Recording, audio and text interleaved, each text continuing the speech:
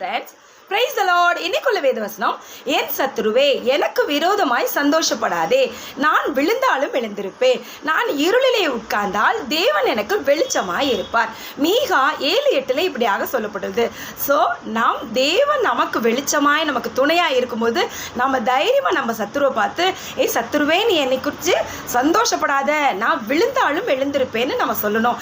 ஏன்னா நம்முடைய தேவன் நம்முடைய சத்துருக்களுக்கு முன்பாக நமக்கு ஒரு பந்தியை ஆயத்தப்படுத்துகிறார், நமக்கு ஒரு விருந்தையே ஆயத்தப்படுத்துகிற தேவனாக இருக்கிறார். எனவே தேவனை மட்டுமே உறுதியாய் பற்றிக்கொண்டு நம்ம தைரியமாக சத்துருவை மேற்கொள்ளலாம். அது மட்டும் இல்லை, நம்ம இருளிலே உட்கார்ந்திருந்தால் அவர் எனக்கு வெளிச்சமாய் இருப்பார் என்று சொல்லணும்.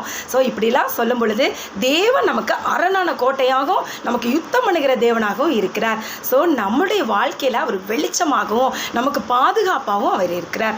அதனால நம்ம தைரியமாக பார்த்து நம்ம சத்துருவுக்கு நம்ம சவால் விடலாம். Okay friends, bye, have a nice day.